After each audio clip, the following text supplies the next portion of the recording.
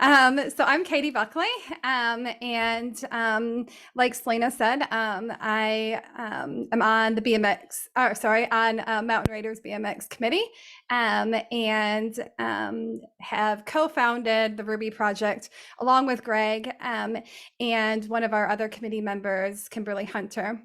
And we kind of look after the women and girls side of things at the club. So that's what I do in my after hours job.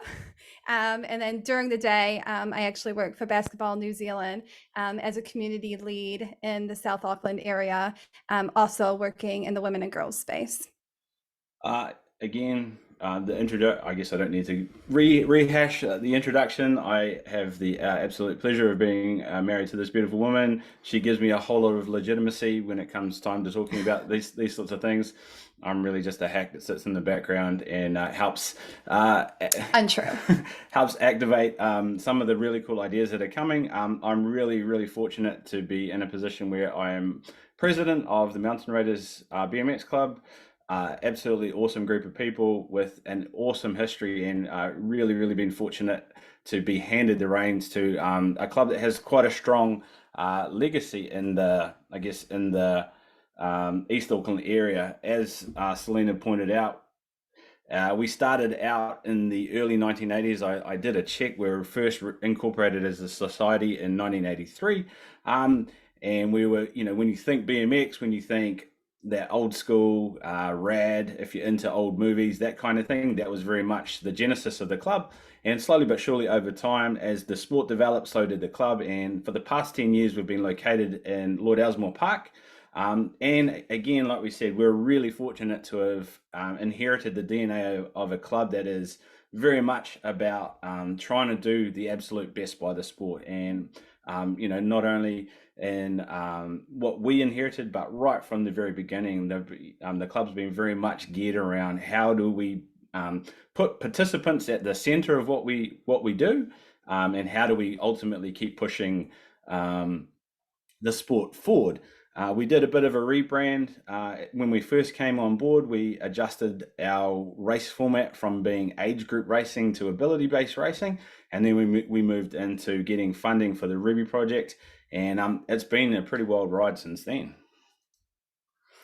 Yeah, so I guess when we looked at our sport and our club, it was obvious that it was a male-dominated sport. However, we were really lucky at Mountain Raiders that we did have a really good core group of girls, even though we weren't equal in terms of numbers. We had a really good core group that was dedicated to the sport. So when we did look at our membership and noticing kind of that major gender gap, we thought, okay, well, what can we do to change this and to help this our women and girls feel confident to participate in the sport?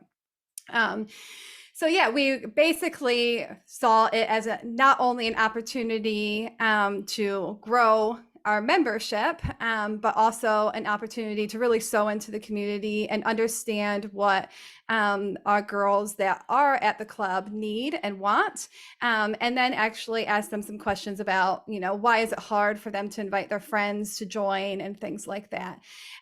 So we did exactly that. We talked to the girls and developed the Ruby Project, which is essentially delivered in two formats. So we have a go, like 2-hour taster session, which is designed for inactive females and for those new to the sport to try out the track. And then we have a full day activation clinic, which we spend half the day at the BMX track with coaching and skill development, have some lunch, and then we jump in vans and head to Woodhill Mountain Bike Park and do a half day of trail riding. So this is just a flyer for our Have a Go Day, where, essentially we're really wanting to, I guess, tell the community that we have a community of girls and that anyone can do it. So come and try it out. And then this is our clinic day, just kind of breakdown of what we do throughout the day. All right, and so what is it all about? Basically, where are we at? Oh yeah. Oh yeah. Okay.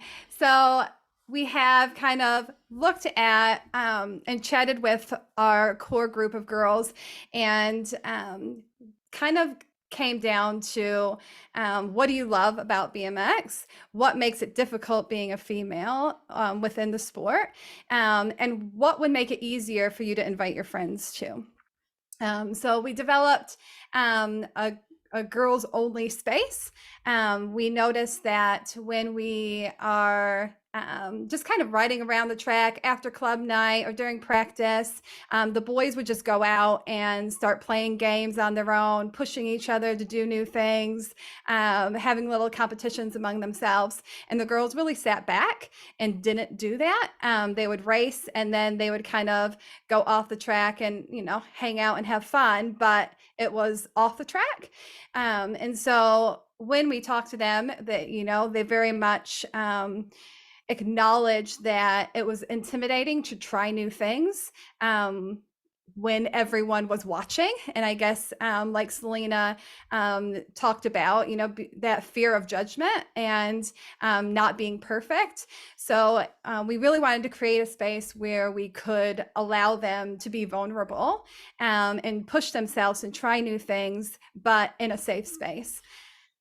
And I guess one of the really interesting things that we landed on as well is that ultimately, when it comes down to it, our job is to help these girls understand the difference between I'm scared and this is dangerous. It wasn't actually about necessarily making BMX any cooler or any more exciting, because, I mean, truth be told, we're incredibly biased. We think it's that already. And I think it was really interesting getting into the process and realizing that was the barrier that needed to be broken down, rather than about needing to polish up or shine particular parts of the sport to make it more appealing. We found very quickly that we were having to zero in and understand what the actual barrier was. And when we began to work on that, that's when we got some real traction.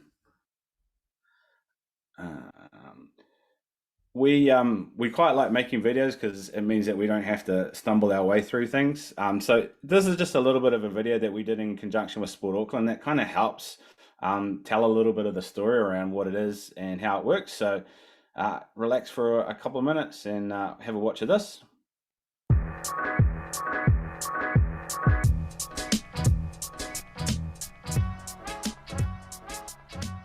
When I'm around boys, I feel like there's too many boys and there's not enough girls. It's important to have time with just the girls, so then when I race the boys, I surprise them and beat them all. Love it. With my skills, I'm not a big fan jumping in front of boys and doing my skills in front of boys, but when I'm around the girls and just focusing on myself with girls, I can do anything I want.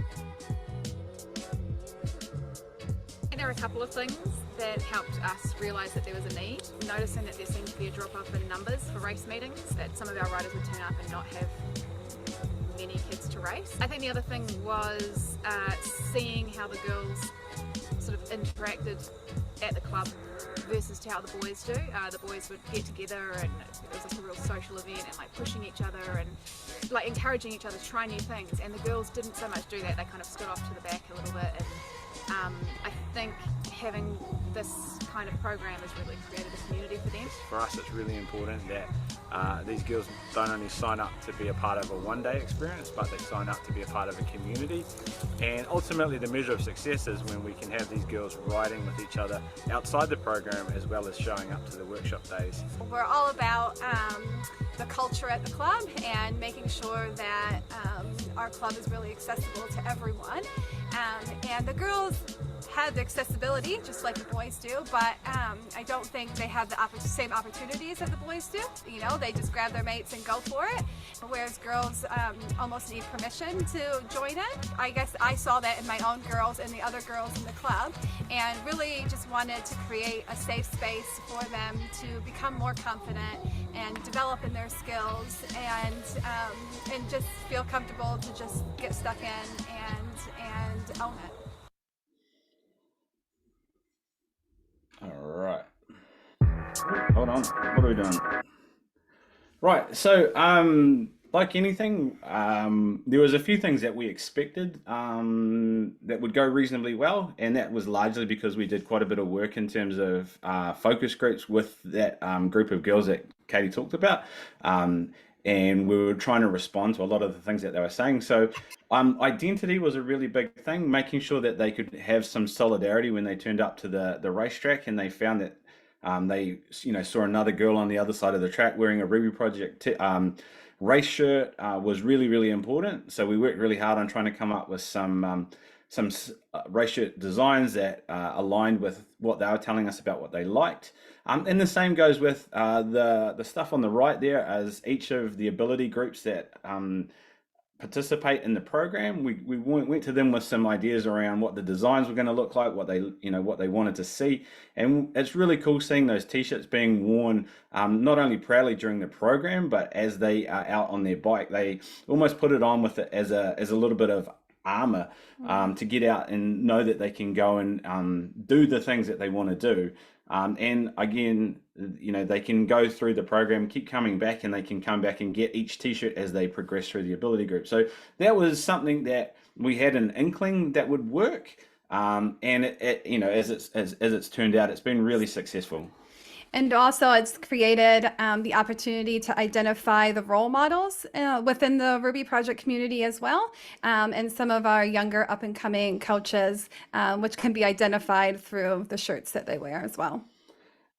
One of the things that we are also, before we move on, doing is simple things like creating branded gazebos. So that's not only something that they can wear physically, but we can go to a race meeting. We've just got them in, and it will be physical spaces at race meetings, at events and stuff where, again, it's identifiable. They can feel safe going in there. There's their tribe that's around. So I guess the first thing that we would want to probably impart on people is don't underestimate the value of a really, really strong brand. Do the work with the people that you're trying to engage with and get them to buy into it. And I think that just helps. It almost does a whole bunch of the work for you. It's a question that I know is burning on a lot of people's lips. What about the boys?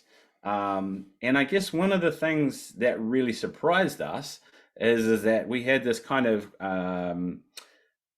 incidental kind of situation where the families who had brothers of the sisters that were in the program, they would informally, or they do informally, go on rides together. So there's this stream of informal programming that happens as a direct result of mum and sister being involved in this other riding program. And then what was really cool was those families that don't have daughters within it, they're also now heading out to ride as well. So although the boys might be getting slightly less track time in terms of BMX, they're actually out there riding just as much, or possibly even more, on their mountain bikes. They're having really great social interactions, and we're seeing these groups of boys and groups of dads going riding, and it's a real upshot for the culture of our club because that's happening more and more often. And sometimes it's actually stuff that's quite hard to do within the context of the sport when you're out there racing and you kind of got to focus on getting to your next moto. And it's been a really, really happy surprise. And another thing that has been really cool to see within the program and that we weren't really sure about is these journals. So we've been able to come to the end of the program, and then we give out like a Rider of the Day journal, and they don't go to riders that are excel and that are already really good riders and have a lot of skill. They're more for girls that have faced their fear that day, or have done something new that they've never done before, and so those kind of things, and or supporting other riders and encouraging them. So we've been able to give these out as Rider of the Day journals and ask some of the girls some questions. So you'll see in the photo here, we have, what was your favorite part of the Ruby Project Clinic? What's one thing that you couldn't do before that now you can? What did you learn about yourself? What's one goal for the future? And what steps can you take to help reach your goal? So this is Saini. She's 11 years old, and she had never been on the BMX bike or BMX track before, and came to the Ruby project with a friend, and was very, very nervous to even go on the track. But by the end of the day, she had done the whole track. She'd done the ramp. She'd never been mountain biking. She went on loads of different trails, and really surprised herself on what she could do. My favorite quote from her is, "What is one goal that you have for the future?" And she said, "Not to let fear get in my way, because it will limit what I can do, and I'll miss out on a lot of fun things." So I think that's been a really cool thing to see that the girls, like, we don't need to tell them what the program's doing for them. They can see it themselves, and it's not about becoming amazing riders. It's about challenging themselves and doing something new and learning that they shouldn't limit themselves. So we did a lot of surveying with the girls as well. One thing that we found while we were trying to work out how we get the voices of the participant, was we found emoji surveys are amazing. So we developed different emojis that mean different things. So, when we asked, how did you feel about coming today? We gave them different emoji options, and then they could choose the one that fit them. And that was a really efficient way to do surveying with the girls. They are digital natives, and so they found that a lot easier and quicker to kind of tell us how they were thinking and feeling. So on the screen, you'll see kind of some of the things that they learned about themselves after doing the Ruby project. The great thing about the emoji surveys as well is that we discovered that there's a body of research that supports their use as well. It's not something that was a little bit pie in the sky. It's actually a methodology that will stand up to some academic rigor, which is really cool when you're trying to design feedback loops to be able to feedback to funders around what's happening. You can do it knowing that it's gonna hold up. I am mindful of time, so we'll try and pick up the pace a little bit. But just a couple of things, when you're programming, I think it became really apparent to us to not just get singular focus just on the participant as well. When you realize that there are other voices in what might be creating barriers to that girl participating, when you begin to listen for those voices, some really cool things can happen. We got some feedback from a mum who had tragically lost 2 of her children in accidents, and she'd had a really hard time letting her daughter go, literally for the day.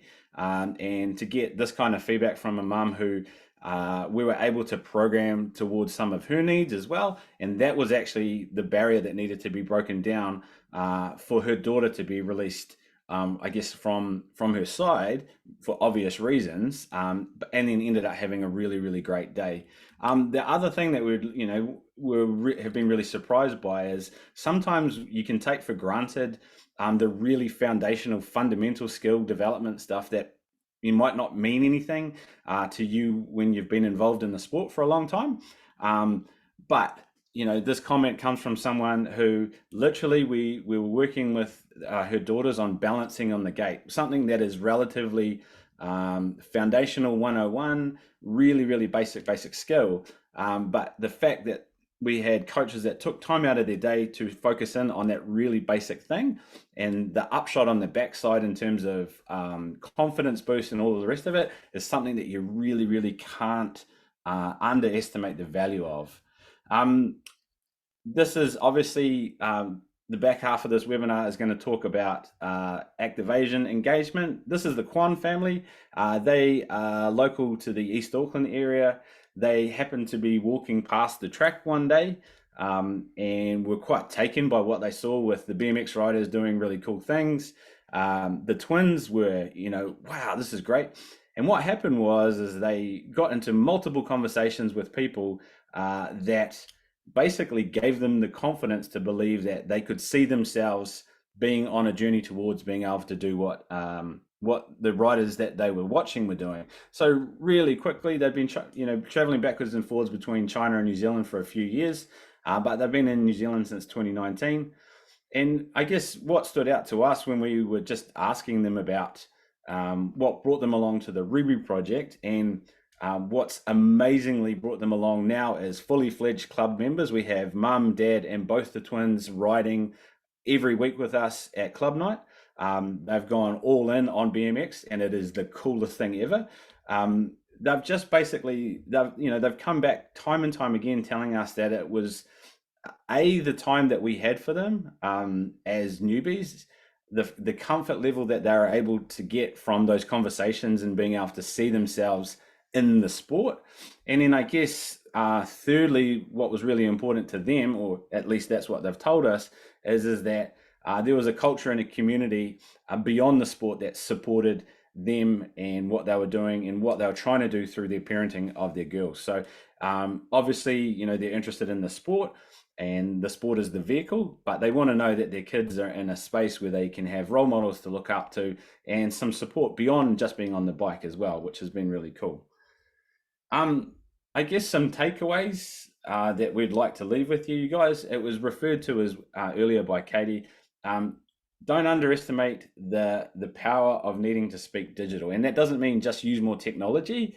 But like we pointed out, something as simple as shifting away from, in a survey, asking participants to write what they think and feel. Use tools that you have at your disposal to elicit exactly the same information, but in a digital way. Stuff that is familiar to them, that speaks their language. And trust me, when you begin to find out what those things are for your target communities, the process becomes so much easier. And then I think it's obvious that, the participant is at the center, and we want to really understand what they want. But particularly when you're working with younger kids, understanding, I guess, the other influential voices that are in the room, and the barriers that they may cause as well, particularly in the women and girls space.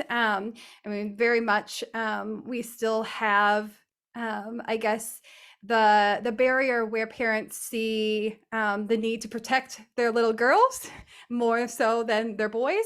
And I guess we heard time and time again, oh no, my daughter isn't interested in BMX. It wouldn't be her thing. She's a dancer, or she's into gymnastics. This wouldn't be her thing. But then actually when we talk to the girls and be like, oh, next time you should bring your bike along while your brother's riding. And then they're like, yeah. And then next time they've actually told mom and dad, I want to bring my bike along, and they're keen on it. So just understanding that, I guess those other voices and barriers that maybe the participants aren't even sure exist themselves. One of the other really important points that we wanted to kind of make is best intentions left idle can be really unhelpful. It's often, we've found a few times we've got dads that will bring their daughters along, and they're very enthusiastic because, again, for the first time, they've got their daughter doing something that they can relate to. They're not destined to, and don't get me wrong, there's nothing wrong with this, but they're not destined to have to sit in a ballet studio or something that's really gender typical, because they can be out there on the track with their daughters on their bikes. But what can sometimes happen is, with the best of intentions, they can begin to encroach on that space that's needed for their daughters to have some space to kind of develop skills on their own terms. So rather than kind of trying to shoo the dads away, one of the things that we've tried to do is to try to actively engage them in the support structure that exists around delivery, but not necessarily being involved in the delivery of the programming. So, hey, we know that so-and-so's got a really enthusiastic dad. Let's get them to be in charge of getting X to the forest. Let's give them a really specific job. I guess, much like back in the day, dads were sent out to get the hot towels for no other reason than to stay busy. But, that kind of stuff is actually really, really helpful, because you can harness dad's energy and dad's enthusiasm and put it to use in sustaining a program that does take a lot of work. Just I guess keep that in mind. Yeah. And at the end of the day, get to know the people, right? Like the authentic community is always going to be more powerful than, perfect delivery. And particularly when it comes to young women and girls, they know if you're being authentic. They know if you're just trying to get them to join your sport or if you really care about them, and really, I guess, building them up and helping them become better people. And yeah, so I guess that authenticity is the most important thing. And if that's what your like your focus is, then you can, I guess, gain their trust and let them know, that you really care about their development rather than just building your sport. And that's us. All right. So thanks, Greg and Katie. That was amazing. Even though I've been involved with you since the beginning of the project, it still gives me a very good overview of what it actually takes and gives me the warm fuzzies to have seen the success of your project quickly. Now we get to the questions. There's some good ones in there. First, from Sue, how did you find the girls and how did you convince them to give it a go? I know the answer to this, but I do want to hear this from you. Yeah, sure. So it was really actually quite surprising to us. We actually didn't have to work that hard. I thought it would be a lot more challenging than it was. But definitely our base of girls that started at the club, using them to, use word of mouth and invite their friends along. We did do some competitions, bring a friend, go in the draw to win a pair of gloves, that kind of thing. But also mostly through Facebook advertising. Most of the moms are on Facebook. And so really leveraging the grapevines and things like that. Cool. Thanks for that, Katie. Another question from Claire. How much have you increased your membership of girls at the BMX club? Are all the Ruby Project girls now members? Has your membership in general gone up because of this project? The short answer is we're still in our membership season, I guess, in terms of taking people on. But yes, we've had, off the top of my head, we know of at least 10 to 15 riders that have graduated from the Ruby Project directly into racing. So we're now seeing almost full gates of girls in particular age group, in particular ability groups. Sorry, especially the newer ability groups. So we're definitely seeing an increase in membership, and we'll continue to track that through into the new year. In terms of, are all the Ruby Project girls now members of Mountain Race? Short answer is no. Like anything, we do have some drop off. We also do have some girls that have not yet reached a level of confidence where they want to graduate into the racing. And also, we're realistic in knowing that it's not going to, racing is not going to be for everyone, and that's part of the reason why we've included the mountain biking component. Is at the end of the day, we want them on the bike first and foremost. And then if that then becomes something that they can do in the context of racing, that's awesome. But I guess the fallback is that at the end of the day, they've had a really positive experience on the bike. And it might be now, it might be in a year's time, and it might be in 5 years' time when circumstances have changed. They've got the confidence to potentially come back and, be converted into members. And has our membership increased in general? The short answer is yes. I mean, we're seeing, where the daughter goes, the family will follow.